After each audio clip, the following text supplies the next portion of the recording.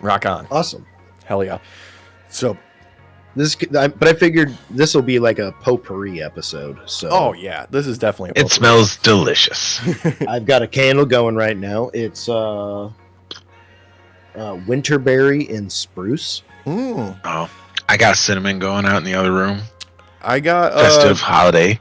The Great Hall from Homesick, because they do themed, like movie themed candles. It's very seasonally effective. Nice. What is the candle for Homeward Bound? I don't know. I haven't found that one Chance. yet. Chance, yes. Dude, you should be a candle namer. What the fuck? That was perfect. It was. Dude, I would love to be like in the kitchen utensil naming institute. Like, hey, what's that do? Keep shit fresh. Well, that's a fresher.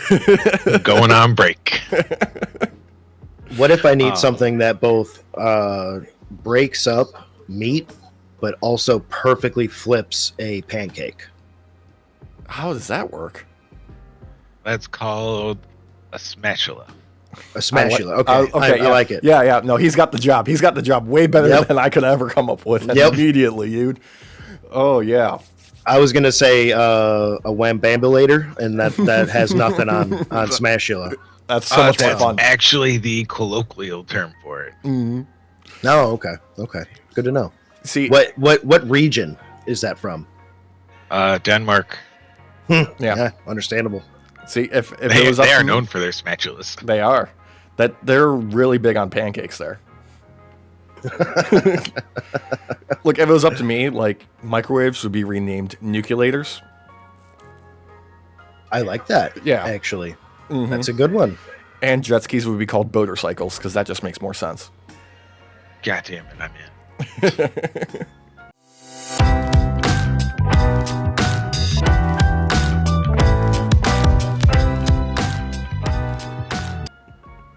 I think some people missed out on some naming ideas here. This is gold. Oh my god. Yeah. Oh man. But what a potpourri start to a potpourri episode, Alex. Yeah. Apologies for the folks at home that can see my face because I got slightly burnt and I am currently bleeding from the bridge of my nose. Look at that. Yeah. We can see none of this. Yeah, you guys can see none of that. Yeah. Jamaican son was not kind to me. We never get to see him in these things. I don't know why. I have it set up for you guys to see me, and it says no. It just says no. Yeah, I can see Derek. Derek can see me, and then for Alex, we get a black box of mystery. Yeah. Yeah. I mean, I can try doing this, but you guys are just don't do it. Two black don't do boxes. it. There's two black boxes. Don't fucking do it. I like the second black box. Yeah.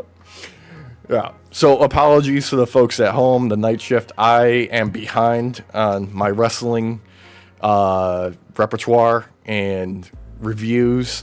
I caught World's End and most of Wrestle Dynasty last Saturday night. So okay. I'm behind on just like the highlights. I saw some key moments. I got to rewatch Seth and Punk's promo from Raw last Wednesday.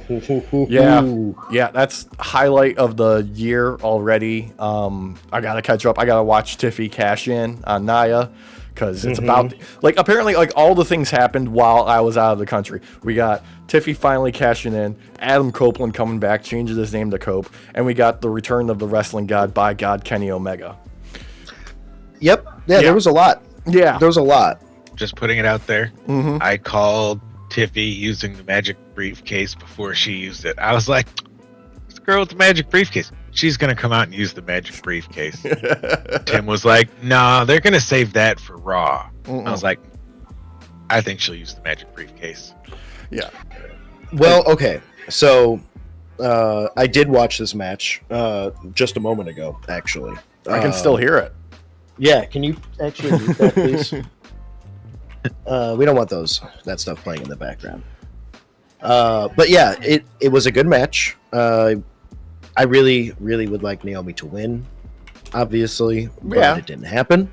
But they did start off pulling the same stunt that they do with Tiffy each time, where it felt like she wasn't actually serious about cashing in, and in a way she wasn't. and then after the match actually ended is when she actually cashed in. Oh yeah, I And forgot. and I do gotta say, that was by far one of the prettiest moonsaults I've ever seen. Oh, It was good. That's I where like the name comes from. bouncing up the 3 ropes. Though Just looks also, like fun. with the way she was jumping up, she got a little too excited and bounced a little too hard off that second rope and barely made it to the top rope. Mhm. You know, living up to its name is the deadliest rope. That was actually called So- out by the English commentary team during New Japan, AEW, Stardom, CML Dynasty last Saturday night. They were actually referring to it as the deadliest rope. So shout out to OSW for you changing the culture out there, brothers. The real one. Yeah, the real Irish lads. Oh man. Hopefully, I mean, I shouldn't say hopefully. We already know it had like that beats out Drake's new fucking fighting Irish freestyle, which is just him fucking coping. Oh God, What is it? The braids? Bitch ass. just gonna forget that fucking Drake exists in like 3 years. Dude, this literally popped like the other day, and then he deleted it right away because obviously he's like still in that UMG battle and shit in the court, so he can't really be releasing music. But yeah, it's like a cope session. So Speaking of Cope, Adam Copeland returns and now is just Cope. yo, Yeah.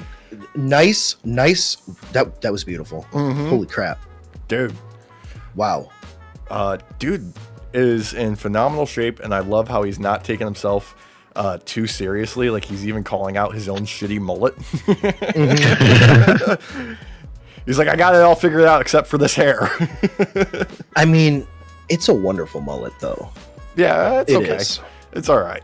It's just the No, it's hockey good. hair. He's Canadian, is. you know. They gotta have the mullet. Nah, the good old ape drape. You got to Gretzky it, you know. Yeah, the great one. Although unfortunately, no longer so great. Yeah, true. Yeah, Yeah, very true. That tends to happen nowadays. yeah. So But we got new things to look forward to. I mean, tonight when this goes live is the first Raw on Netflix, and yeah, Dwayne Johnson has already announced that he will be there. There's makes gonna be sense. so many names there. I mean, I'm getting the feeling that we're gonna see John Cena premiere either this very Raw or maybe the following. It just kind of seems right now. yeah, I don't think they're going to hold anything back to this show, just because they are trying to hype it up as like another WrestleMania, just to make it as big as possible. Oh yeah,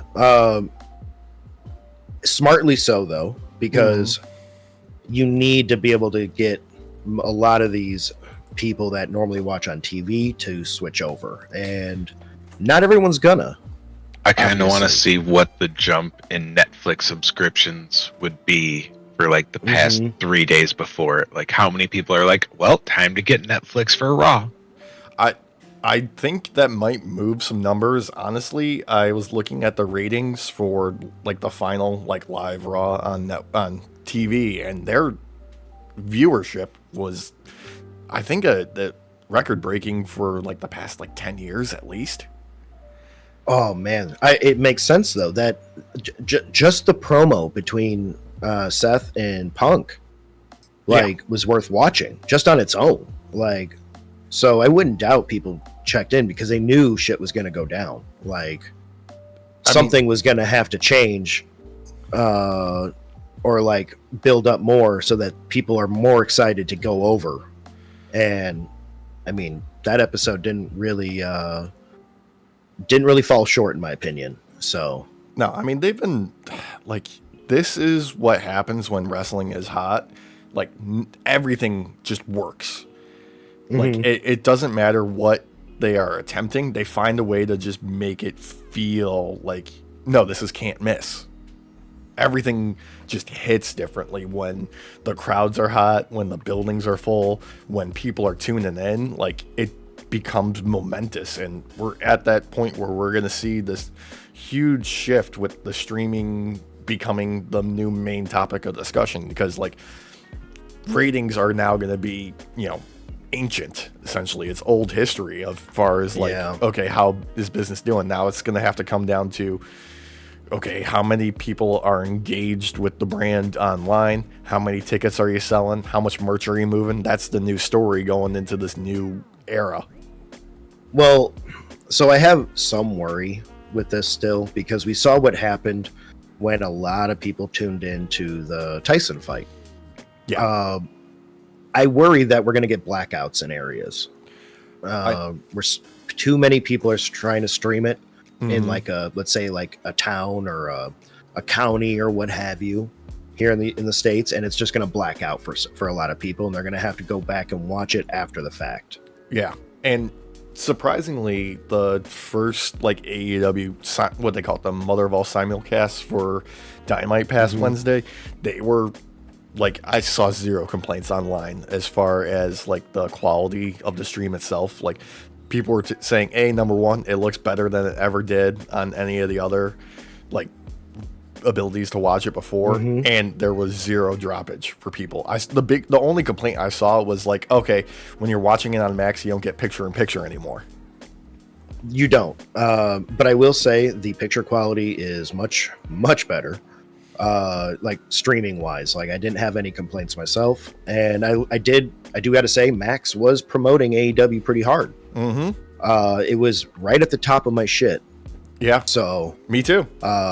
Obviously for us, like tracking our with cookies and everything, like it knows we like wrestling, obviously. But the fact that it put it right at the top and everything, and it's promoting AEW, like, mad respect. It's not just sitting there in the corner like a lot of the other stuff that's connected to Max. So yeah, it's not like one of their animated television shows that are gonna get just wiped away from existence because Zaslav doesn't respect it. I mean, I wish streaming companies couldn't just, this doesn't exist anymore. Sorry. Yeah, and that's still happening on Netflix. Oh yeah, I'd watch Willow again. I know it wasn't great. I liked it. Yeah. Like, Grandma's been on a hit with these like hospital shows lately, and I don't remember what the show is called. It's like New Amsterdam or something like that. But it's leaving Netflix soon, and every time she watches it and then turns it off and goes back, she has to like re-look for it because it's not promoting it to her anymore either. That's weird. So yeah, it's real weird. Yeah, it's also weird how like every other television show is just a occupation in Chicago. Yeah. Chicago MD, Chicago Police, Chicago 911, Chicago Fire. It annoys me because they do that acting like Chicago is this like rampant hellhole. And in some respects, sure, not wrong, obviously.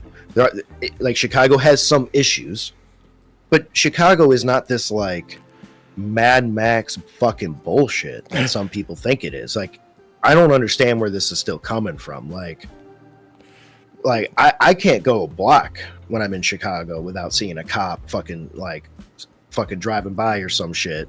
Oh yeah, they're everywhere. Like, I don't know. It's weird, but I don't like those shows either because like they promote that shit. So yeah, it's drama. That's the only thing they care about. Yeah, and it's like hockey, like hack. I don't know what I was trying to say. It's just bad. It's just bad. You're trying to say yeah. Hackney. Yeah, like it's just dumb. Yeah. Like I don't know. Those type of TV shows aren't for me though. I know some people really like them. I mean, we grew up in the NYPD Blue fighting off against Law and Order type shit. So yeah, like these type of shows are always going to be around. Oh yeah, and it's going to sell with the big name of a big city. I mean, Derek, no one's going to watch Skokie PD. You know what? I would. You know why? Because they probably have to deal with shit like deer and bears. No, that's on Cops. Oh, that's on Cops. Damn. You know what? I would watch like one of those like middle of nowhere. I watched Longmire. That was pretty good. If you'd have to do it as a comedy. It'd have to be like a Brooklyn Nine-Nine type thing, where these people are just barely together. Like yeah, Reno 911. Prime example. That is the template right there. Yeah. God, that was a good show. Such a good show. Yeah. But in my opinion, if you're gonna make like a show about class traders, it's gotta be a joke. So you gotta make it comedy. It's the only thing that's real, dude. Mm-hmm. We've come to a point now where there is fictional ideals that people sign up for in their minds and in their hearts that just get obliterated by reality the second they walk out the door. Yeah, I mean, if we did have something recently with flat earthers and going to Antarctica finally. Oh yes, the final experiment, I believe it was called. Where they crashed into the ice wall? Yeah, yeah. I think it was funded. I know that like a lot of the YouTubers that are obviously pro globe Earth because obviously Science. Yeah. Facts. A lot of them that old thing either paid their own way or like crowdsourced it with their fans and everything. But I know that the few flat earthers that did go took the guy's money that's like a young Earth creationist that came up with this. Mm-hmm. And they all went to Antarctica and spent some time in Antarctica and got to see the 24-hour sun. Which, if you are a flat earther, you would believe that that's impossible. But it sure doesn't make sense on their map. Nope. It really doesn't. It really doesn't. I think my new favorite version of the flat Earth map is one that I saw where the ice wall, goes all the way around, and then it forms a globe entirely around. Oh, that's perfect. I did see one, and it could have been just like someone trolling, obviously. I'm not gonna sit here and say like, oh, they believe this, but I saw a flat Earth on a giant ice ball. Yeah. I was like, are you fucking kidding me? Can you not just like, you can't wrap your mind around this, that it's what's just the ball itself? Like, what's the name of the turtle that carries the entire galaxy on its back? That's what this is now. Oh, I don't remember. I'm thinking of the giant turtle Discworld is on. Yeah, that's what it is. The giant turtle with the 4 elephants that Discworld is on. Yeah. That's what it is. His name is Jeremy. Oh man. He likes kelp. Mm-hmm. But the flat earthers that were there couldn't wrap their minds around the idea of a 24-hour sun, even though they saw it.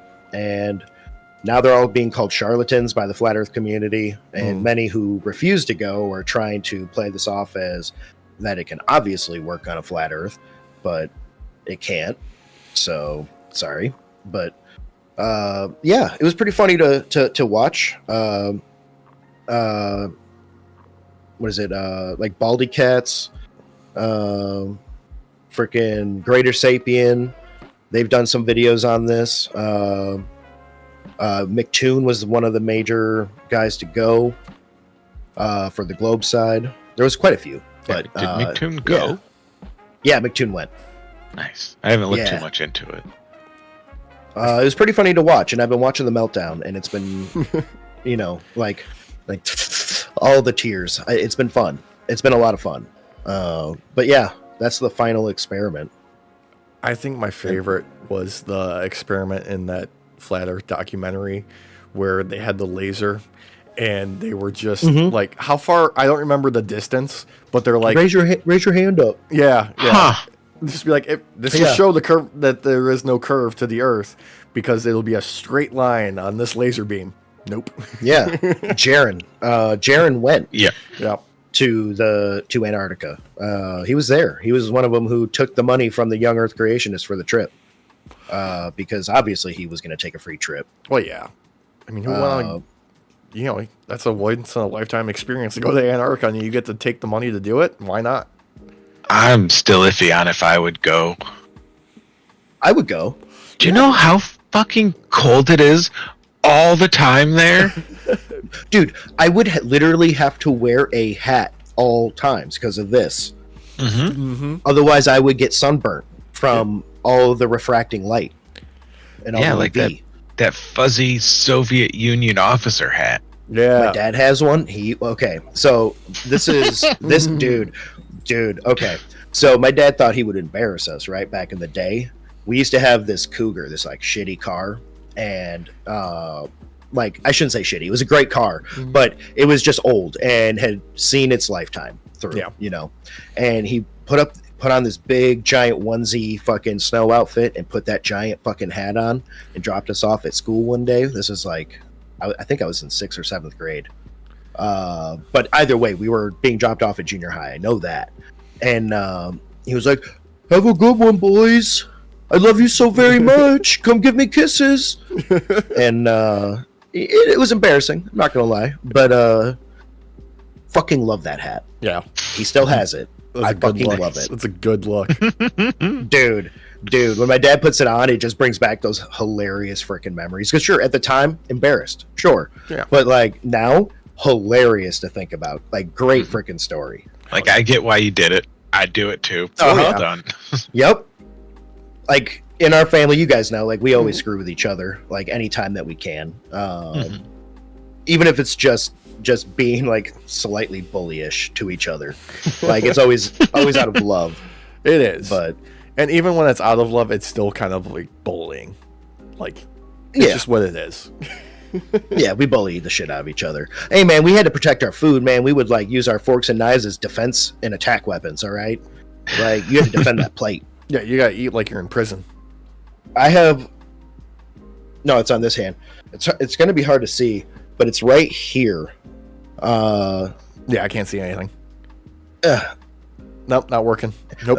Well, there's four dots where my dad stabbed me with a fork to protect his food. So, Hey man. Yeah. If we know anything, it's that wrestlers care about food more than anything because they are always talking about having to eat. And dude, when we're talking about eating, I gotta talk about the alleged ring mat for the Raw Netflix debut. So, have you seen the photos of this? The leak? Okay. They're going like straight up like boxing / New Japan style with the ring mat. There are advertisements all over this thing. We've got Real American Beer in one corner, the Riyadh, Saudi Arabia, whatever bullshit in another corner. We got Snickers, we got Cricket Wireless, we got a Netflix logo, and right in the center, motherfucking Fortnite. really, Yeah, really. So man. yeah, I mean, it's better than Prime. Don't get me wrong. It's better than Prime. It's better than Prime, but you know that definitely means that when Cody makes his entrance and he goes to lay down and kiss the mat, he's gonna be kissing the Fortnite logo because it's right in the fucking center.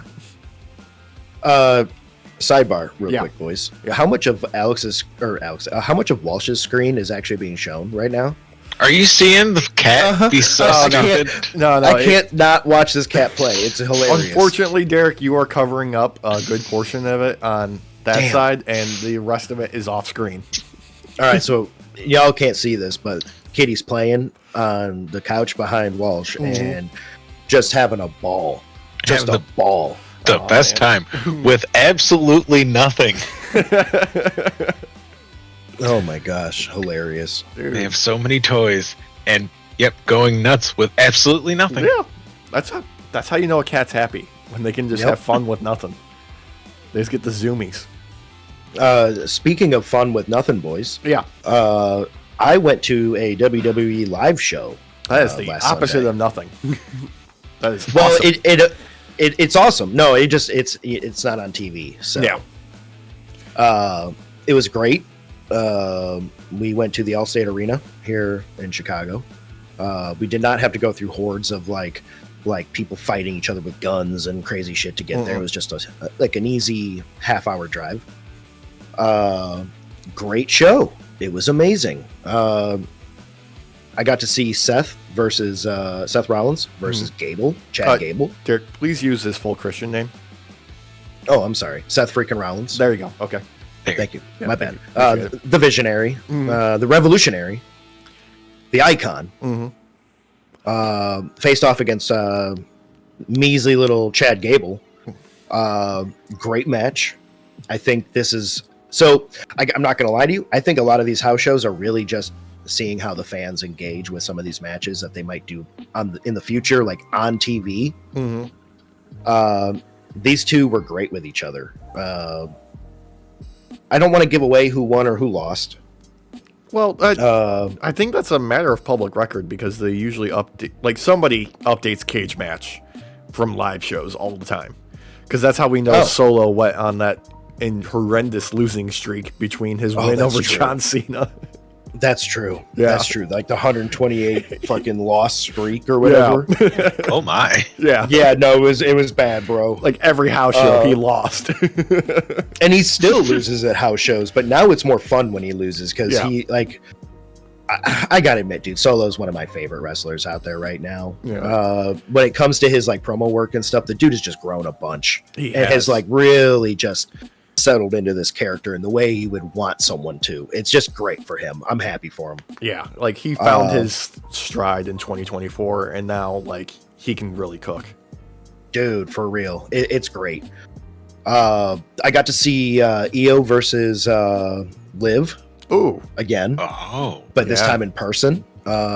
We did not get the same strong style woman giving a hardcore knee to the face, but it was still an amazing match. That one was probably the highlight for me, honestly, for that match overall, or of all the matches except for one. There was one that really was great. I don't know. I got it on my phone with all the videos, and I should probably upload it to the drive so that editing Derek can like show some of this off. Oh yeah. But got to see Otis wrestle as well. Hell yeah. LA Knight wrestled against Santos Escobar. Oh. Yeah. Santos getting some ring time. It was a great match. I was yelling in Spanish and yelling out for Santos to win because Viva la Raza. Yeah, obviously.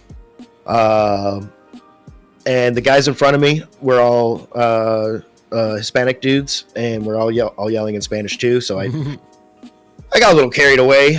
And if this was taped, technically, this stuff, like they do tape these, actually, I should say. They do actually tape these matches themselves because it's a lot of it's being played on the projectors and things as well for people to see better. And the social media team loves some of the stuff from the house show. Yeah. So I definitely swore in Spanish really loud, like during a quiet moment, and Christina got really mad and slapped me. She was like, "You need to calm down." I got a little carried away. Okay, Yeah. I'm sorry. Santos got to wrestle. I was really happy to see him wrestle. But it was a great show. The very final match is the big one, and this is the reason why I say that I do believe that some of these are matches that they are pre-trying out before being on. It's full their television. testing ground. Yeah. Yeah. It was CM Punk back yeah. home in Chicago. Hell yeah. My boy, Charles Montgomery Punk, versus the Reign General, Gunther, in a cage match. Fuck yes, dude. That sounds rad. Yeah. Phil in a cage match. Yeah. This one, it's not giving anything away because they do treat these house shows nowadays. If a belt is dropped in a house show nowadays, that's canon. It's always been canon. It always has been. So Gunther did not drop the belt. So Of course. Yeah. obviously, because there was shenanigans that happened. It's is expected. Dirty Dom came out like a little bitch ass fucking convict. And like someone with daddy issues after already losing to his dad earlier in the night, by the way, I should say, because him and his dad faced off. And he came out and screwed Charles Montgomery Punk over, which made me real mad. And but it was a really good match, actually. Yeah. These two. So wait, Gunther that's versus Punk. A continuation from the Madison Square Garden live show. because the main event there was another cage match, and Punk came out to make the save in a towel and fucking shower cap. Yeah. I want to see Gunther face off against Punk on TV. Those two wrestle really well together. Their two styles match up really well, in my opinion. And I think the TV audience, whether it be Netflix or USA or for SmackDown, whatever it is, it needs to be aired for everyone to see, because that was my favorite fucking match of the night, other than Liv's. Like, it was so fucking good. It was so good. Man. I did not record any of the matches themselves, WWE. So calm down. The only thing I ever recorded was some of the intros for the people as they're coming in, and then showing off the crowd during the interim. Yeah. But it was a great show. Parking was great coming in. Leaving, different story. They didn't fucking care when it came to leaving. It's a free for all. Yeah. You're already in. You gave them their money. We're done. Okay. All right. Getting in took no time at all. Even coming off the highway, boys, took no time at all. Night shift. It was great coming in. So WWE, Allstate, I should say, your staff was awesome on the way in, but on the way out, it was a free for all. And we stood. We were in the car for about 30 minutes, I want to say. Close to 30 minutes, still in our parking spot because we couldn't back out, until I finally said, fuck it, and just started being a Chicagoan like you do. Yeah. And you back out anyways and say, fuck all of you, I'm doing it. So people made room and like stopped moving forward so I could come out. And I sat in that line for a good half hour, 35, 40 minutes maybe, just to watch the line going the other way. Just constantly fucking moving. And I'm like, nope. Okay, something's weird about this. Like, they're not getting out. This is just them going to some weird exit, right?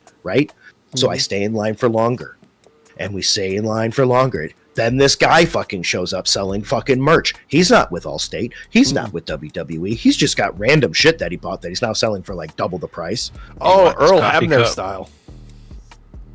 I then turn around and look because I'm tired of this, right? Like, I'm getting real sick and fed up. You know me. I have no fucking patience. Yeah. So night shift, no patience. And I sat in this for as long as I could. And I looked to the right again, and there's fucking nobody. There's no cars. And I'm like, fuck this. And I just do a big old circle and go the other way. We got out immediately. We just got out. And I was like, are you fucking kidding me? I sat in this goddamn line that's not moving for like 40 fucking minutes. No, I've got other questions about the experience for you there, Eric. That will get you off of that horrendous experience of trying to get out.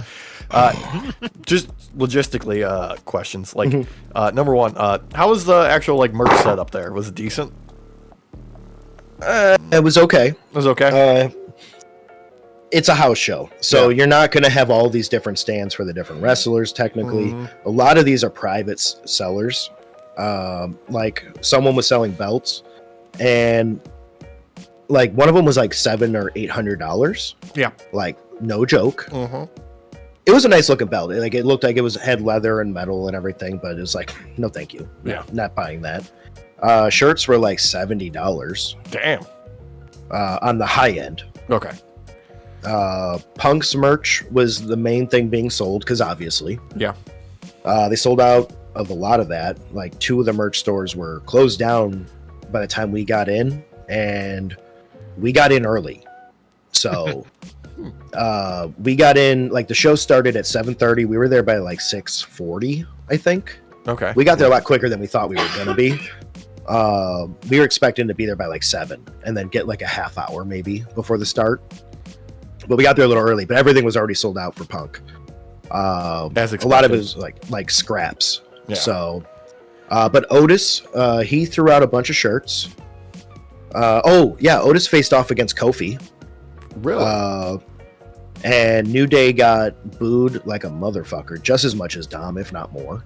I know. They tapped into something. I think it was like Bully Ray who like put them over for like, he's never seen somebody get that much heat for no physicality. You know, like they didn't do anything physical to E except break his fucking heart using words. Which is worse. Yeah, Because Big E is all of our hearts. he is. He gathers his power from all of our hearts. He's like a living spirit bomb. He Okay. He's magic. And these boys broke him is. They did. emotionally, mentally, romantically.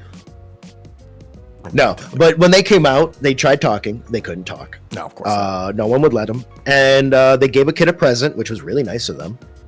The kid opened it up, and it was coal. So the boy then started throwing the coal at them, which was hilarious. Oh, that's awesome.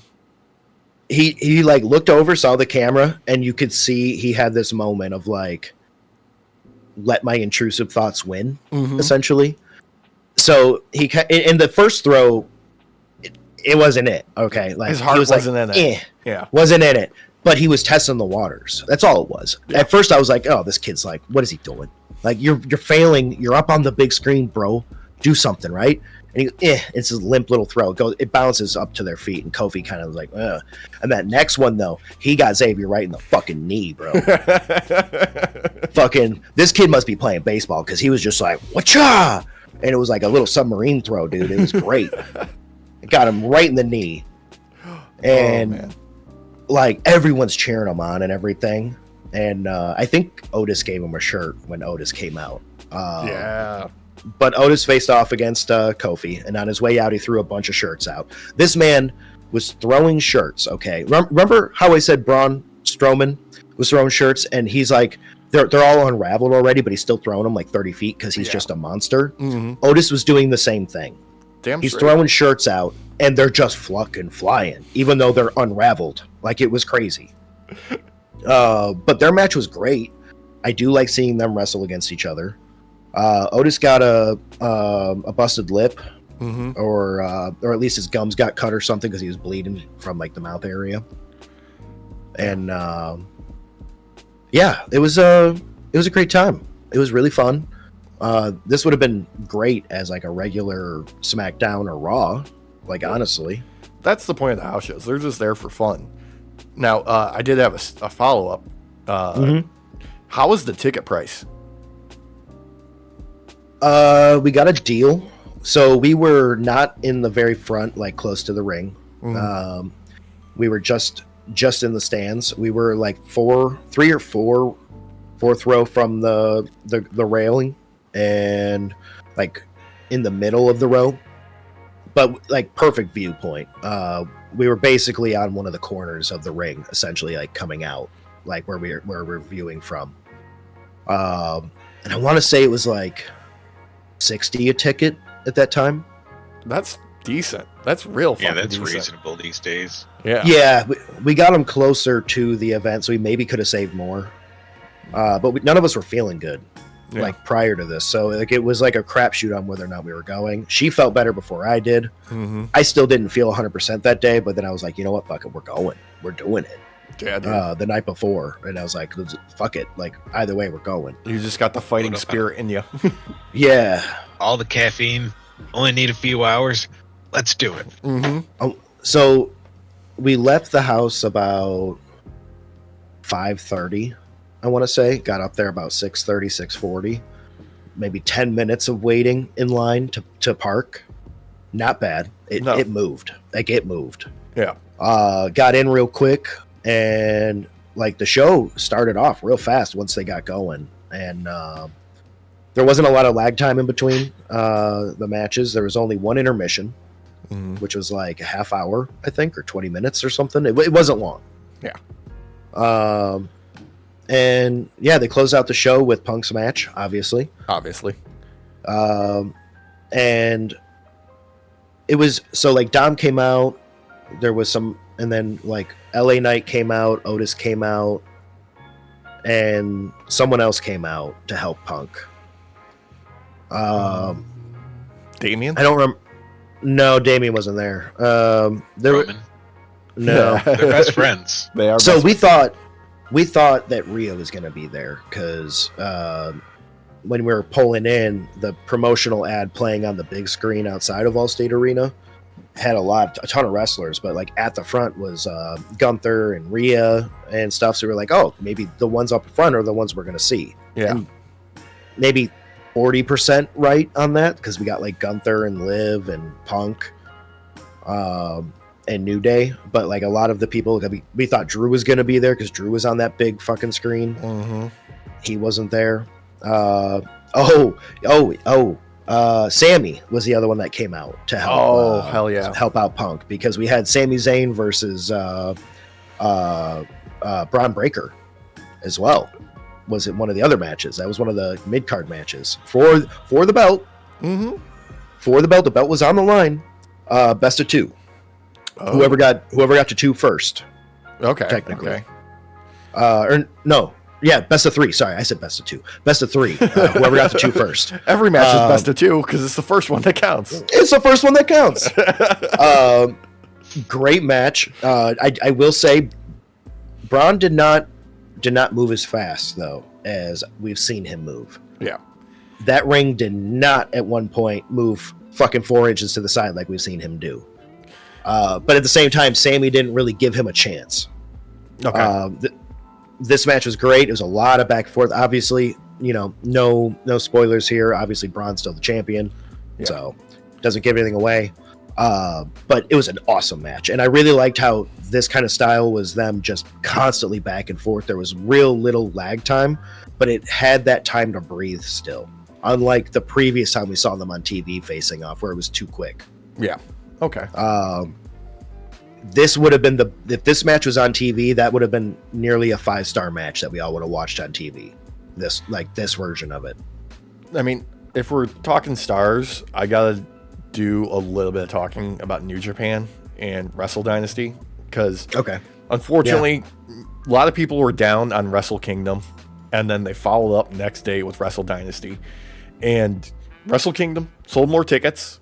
It's an institution in Japan. Most people have January 4th off, so they sell tickets pretty easily.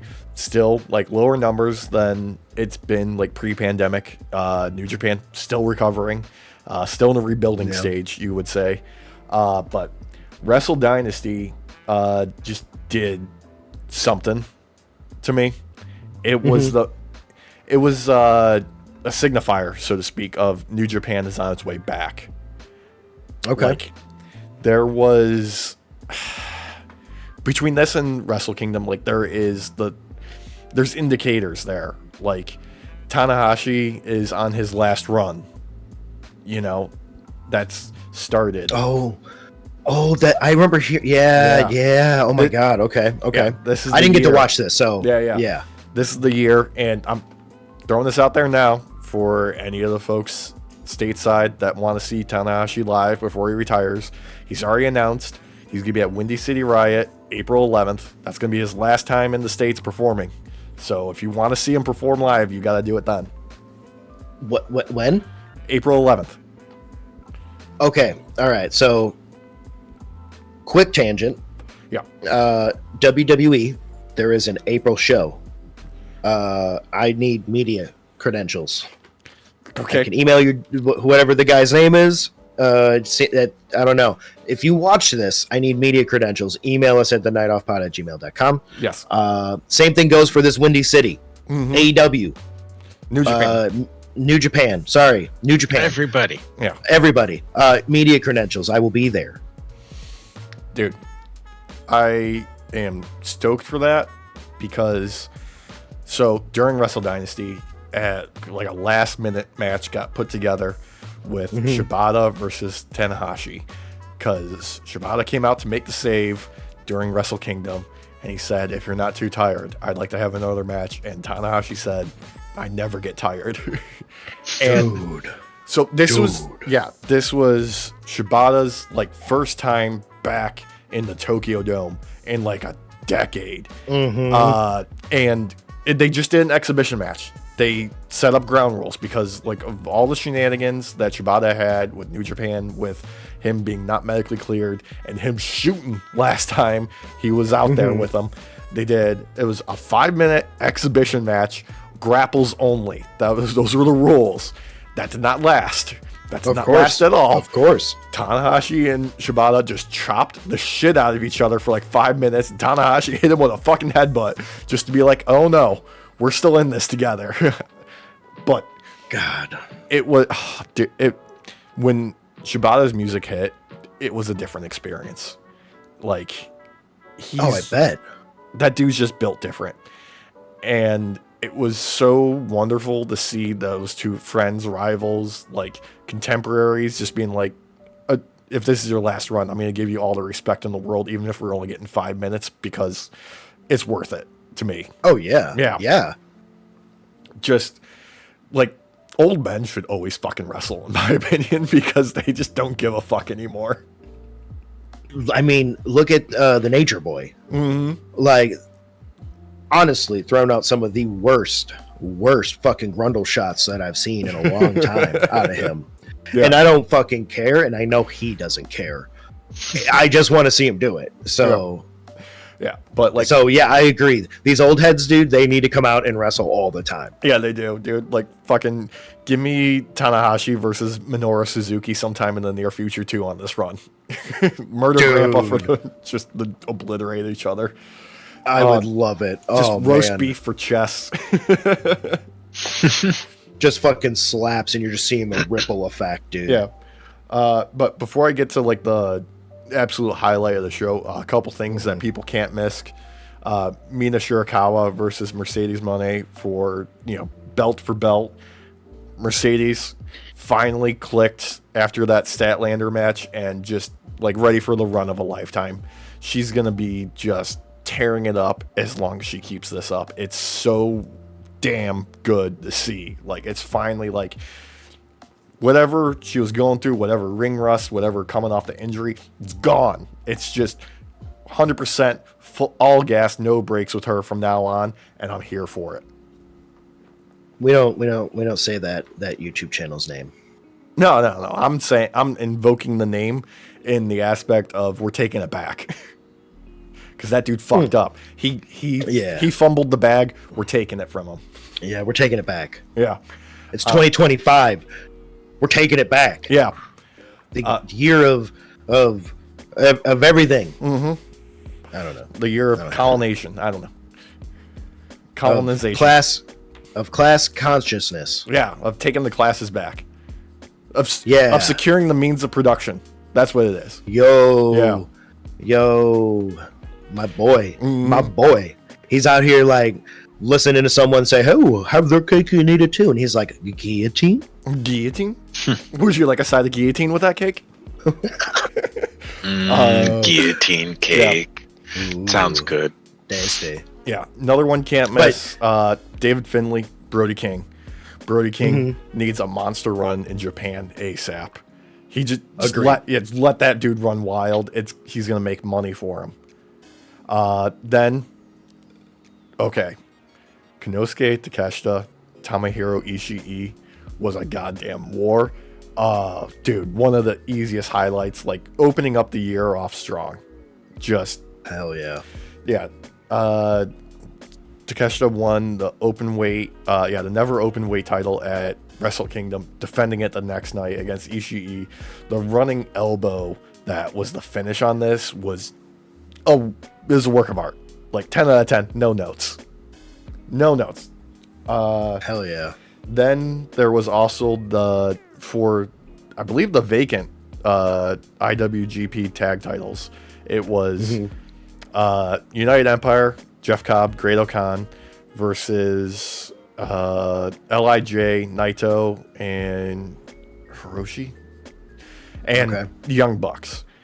And our boys said, "Oh, you guys have been criticizing for not getting the gimmick of us wrestling like we don't fucking care anymore. Fine, you're getting old school Bucks back."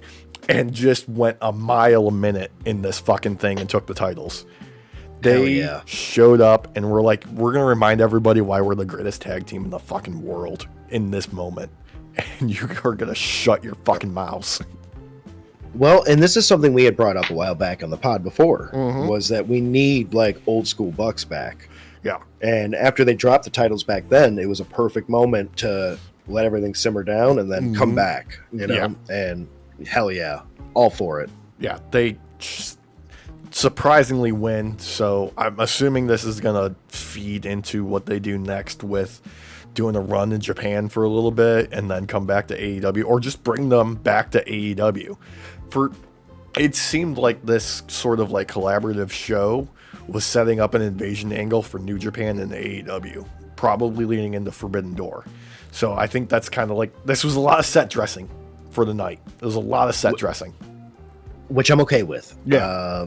Longer cooking storylines coming out of AEW would be nice. Mm-hmm. So I'm all for it. And teaming up with New Japan and whoever else they need to help bring some awareness to these other promotions. Hell yeah. I've always said that's a great thing, and I think it should expand. So yeah. This is a way to do it. Young Bucks are great. They are so phenomenal when they're in peak form, and they are in peak form again. The main event was Zack Sabre Jr. versus Ricochet.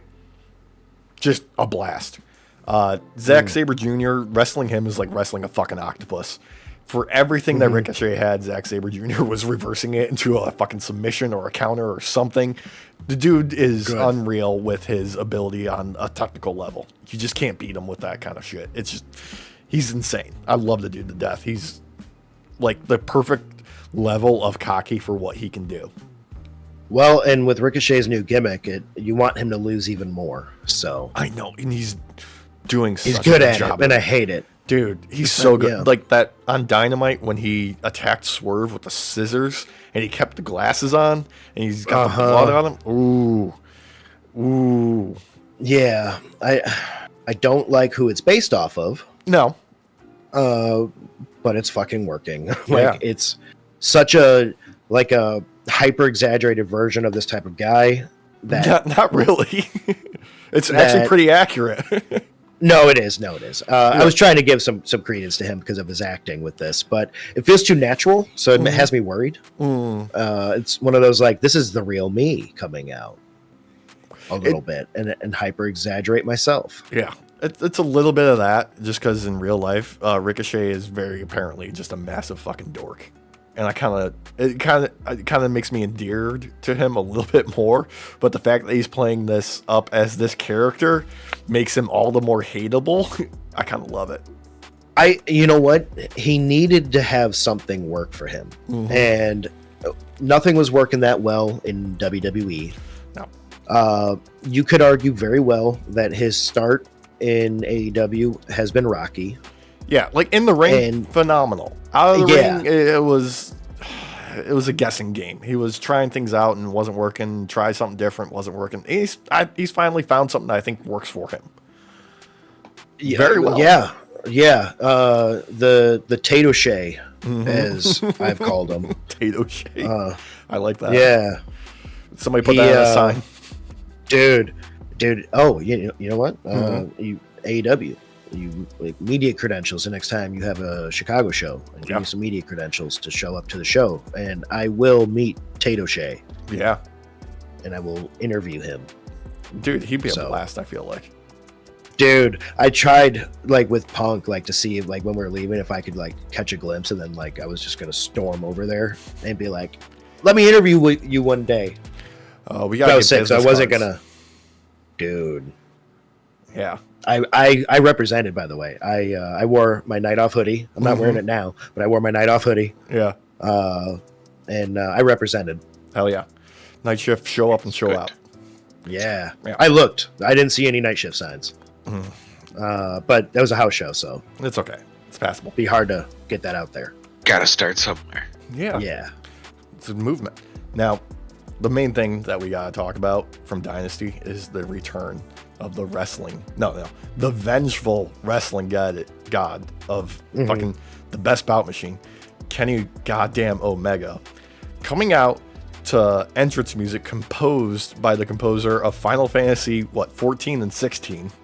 Yep, Masayoshi Soken and Nobuo Uematsu. Yeah, and just looking like $1 million fucking dollars. The dude is Kenny in the Tokyo Dome hits different. Okay, it just does. I mean, couple this with the fact that it's been 396 days, Alex. 13 months. Since 13 months. Yeah. Like, where better to go back to than one of the places that he really made a name for himself? Like, for real. The place where he redefined what pro wrestling is in Japan. Mm-hmm. If we're being honest. And looking like coming back after a year plus off and looking better than anybody else in their peak form is putting out a statement. Yeah, I was surprised. I really thought we were going to see like a still somewhat winded Kenny Omega. I mean, perfect pairing though against Kid. Oh yeah, this was a star-making moment for Gabe Kidd. For real, yes, I completely agree. This was a great match. Like, Kid took advantage of a lot of situations. He definitely had like the one up over Kenny for a while, actually, until we got some V triggers. And I would say until we got that fucking power bomb through the Japanese table on the outside. Oh, I forgot about that. Oh my god. Yeah. You're right. Yeah. Oh my god. The Snapdragon suplex off the top rope was beautiful. My god. Just pure wild, like Kenny showing up to being like, I'm gonna make this kid a star and I'm gonna show everyone why you can never forget about me because I cannot be stopped. Dude, I do admit, I feel like wrestling has had a hole in it for a long time that has been filled finally, and some. Oh yeah, by just watching this match. Wrestling doesn't feel like when Kenny's not in it. I don't know, man. It don't feel right. It just don't. And the dude comes back, first match of the year, and is already like, okay, this is a match of your contender right here. Conversation started already. Yep. Yeah, I agree completely. I feel like as we get more though, because Night Shift, if you're not aware, we are marks for both Charles Montgomery Punk and Kenny, the Cleaner, Omega. Yes, the best bout machine, Kenneth Omega. Kenneth Omega in. Yes. This dude, he just, I don't know, man. He has a way with drawing the audience in and connecting with them on levels that many wrestlers wish they could. Yeah. Whether it be because he, connects with them through video games or what have you. He is, when you think of wrestling, it's Kenny Omega. And I'm just so happy he's fucking back. And this was a great match for his return. And I honestly do feel like Kid's going to be fucking skyrocketing from this. So. Oh, absolutely. Like, for people to know, like, Gabe Kidd as a wrestler or, like, what his gimmick is or anything like that. Like, the dude is basically like a 12-year-old troll in Conor McGregor's, like, image as a wrestler. That's kind of how I would describe him as Gabe Kidd. But he's just an obnoxious fucking twat of a person and a character. But the one thing he cares about is wrestling and New Japan. So, like, the people are on his side, and it works for him. And, like, they got Kenny Omega booed in the Tokyo Dome with Gabe Kidd. That's saying a fucking lot on a return match. My God. Well, and this is me theory crafting here. Yeah. I think we're getting heel Kenny Omega.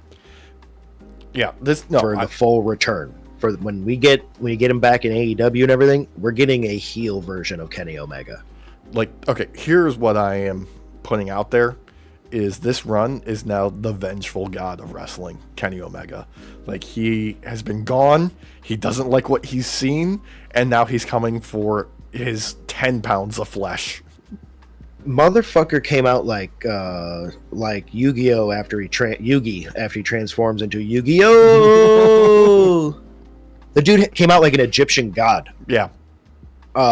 So yes, I do agree with you. I do think this is a vengeful god that has returned to us, the wrestling god. Mm-hmm. This is not like a fighting Irish freestyle kind of bullshit. No, this is like rap god coming back. So have fun with the wrestling version of that, because this is gonna be great. He's gonna be smiting motherfuckers, dude. That outfit he came back into, like the boob window. I love it, dude. Yeah, where it cut, dude. Symbol. Yeah, dude, I fucking love it, bro. It's so good. It's so good. Just everything about it is just exactly what you wanted and more. You know. It really is. And honestly, if he were to do like a belt collection run again, do it as a vengeful god, I think it would work, personally. So let's do it. Now, there's so much to love about this year coming up in wrestling. We've got The Rock probably gonna mix things up and create some interesting fucking stories, and just throwing gears and wrenches for WrestleMania season. Mm-hmm. John Cena's last run coming out of here. We got Jeff Jarrett on his last run, hopefully gonna do the Sting route of tapping into the, fountain of youth and just doing insane old man shit. We got Tanahashi on his last run. We got Kenny Omega back. We got the Young Bucks finding their form again and deciding, oh no, we're going to make things just hell for every other tag team on the planet trying to keep up with us. We got Will Ospreay going against Fletcher for probably a 3-for-3. Yep. And just going to tear the fucking house down on the next pay-per-view they face off at. We got the Hurt Business starting to cook, or Hurt Syndicate. I'm sorry, Hurt Syndicate. Please don't hurt me. I will get you kicked out of the Hurt Syndicate so quickly, you will be alongside Tato Shea before you know it. Oh, dude, don't ever. No, I don't want it. They don't like kiss asses there. You too, Walsh. I saw that look. What? Nothing. Now, there was also another minor miracle that happened over the weekend during Wrestle Dynasty. The Kentucky gentleman, Chucky T, sexy Chucky T, Chuck Taylor, got access to the live stream and a bottle of whiskey, so was drunk tweeting along to the show. First one off the top of the bat, Ichiban, sweet boy, holy shit, how did I not name myself that? During the Lucha Gauntlet match, sassy Lucha Jesus, wow. Hechicero, very sexual style of wrestling, velvet pants, he's got to be a pervert. Holy shit, TLC played Shibata to the ring. I'm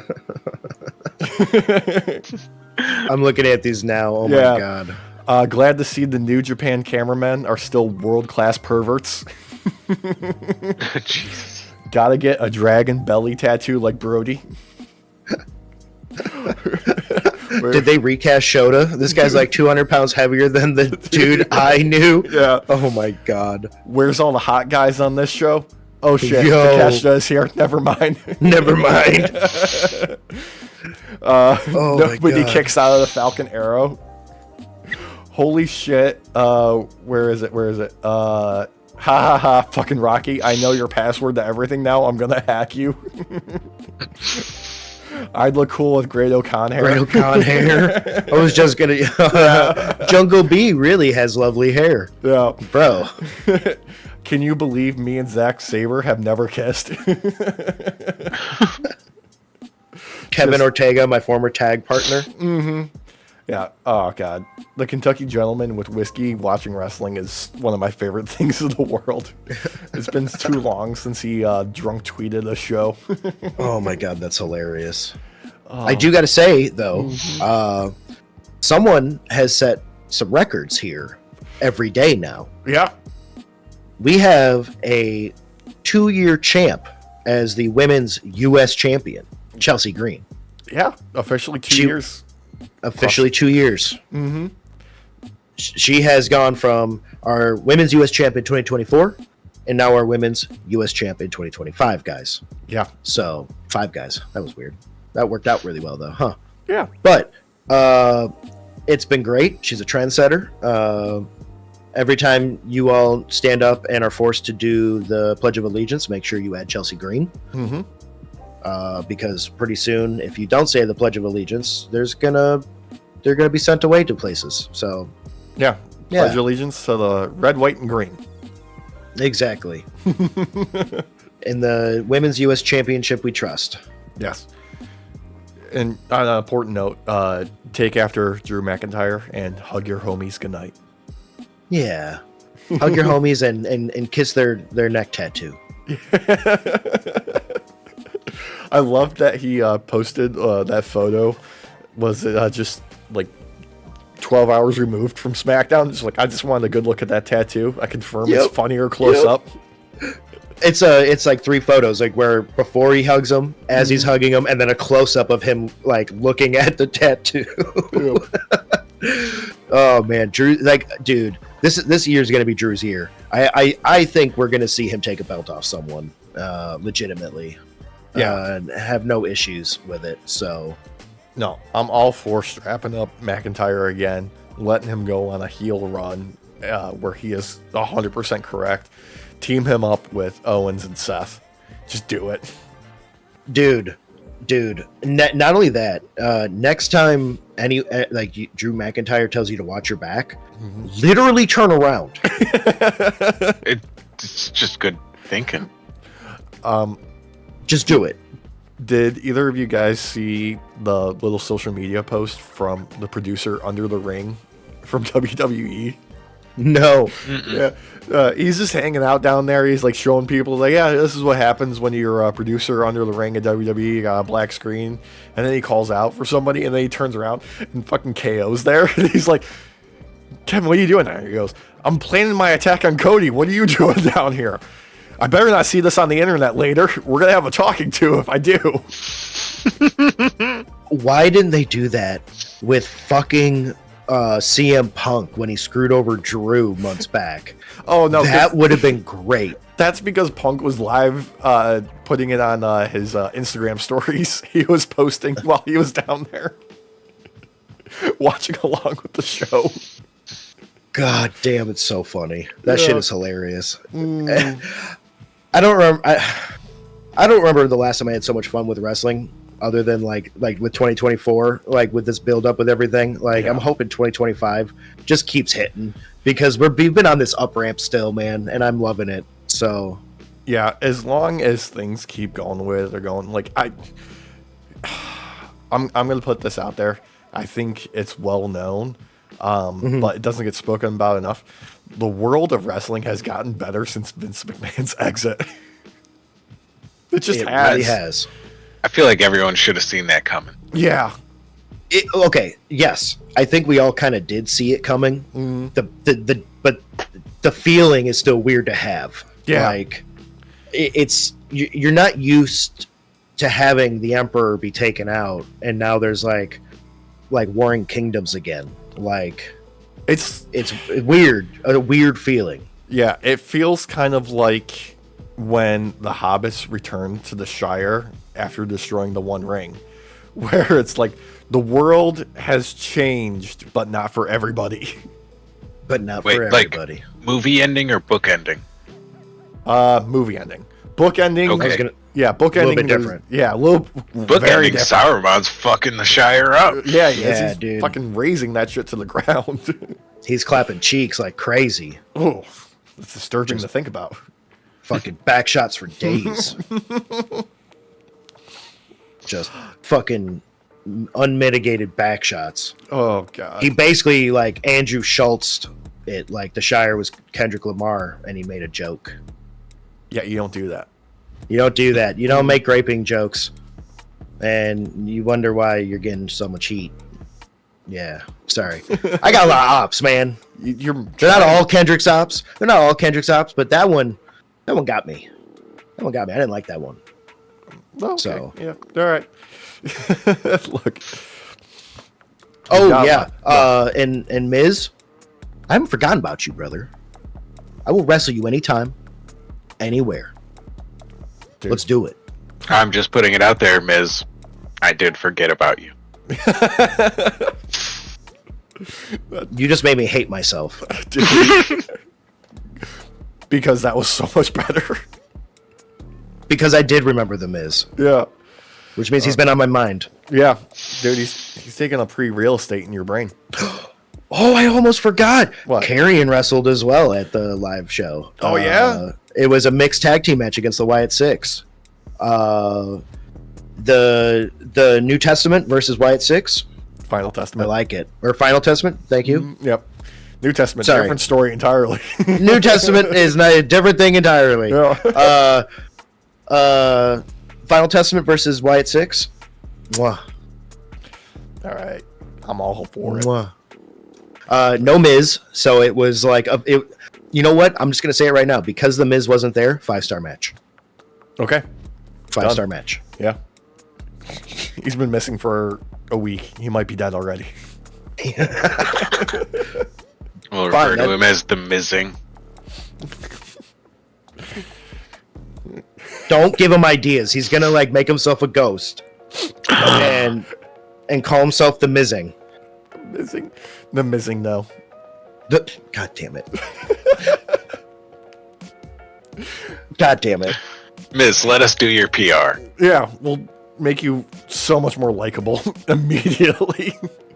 You know what? And if he wrestles me, people are gonna love him. They're gonna be like, "Who the fuck is this guy?" Yeah. It's be like when Ricky showed up. Just comes out of nowhere like, "What? Who the fuck is this guy?" He needs to shave his back. I will. Oh, you know what, Miz? Whoever loses our match shaves the other's head. Oh, a hair for hair match. Yeah, Hair for hair match. I love it. I feel like he's putting more on the line than you. Shut up. He knows he's bald. I got this too. I can put You this got on the eyebrows line. too. Oh no. We don't Pat McAfee the fuck out of each other. All right, we don't do that here. There's no disappearing eyebrows. All right. Yeah, they'll grow back, unlike his. Unlike his, Yeah. they just fucking like. It's like his eyebrows have their own portal guns and are constantly just fucking coming in and out. Like you never know where they're gonna be. So. They're Schrodinger's eyebrows. Actually, yeah, because they do constantly disappear and reappear, so you never actually know if they're truly there. So you know what? You're right. Don't know until you make the observation. Yep. Oh man, we got so much to look forward to this year. We do. Let us know what you're looking forward to for 2025 and these upcoming shows. We are so happy you joined us on this episode of the Night Off Podcast. Remember, like, comment, share, subscribe, do it all engagement, hit all the buttons. Jump in the links below. We've got a merch store. You can get cool shit there. It's pretty awesome. I like it. But until then, only thing left to do, let's say goodnight, boys. Good night, everybody. Buenas noches, night shift. Ooh. Ooh.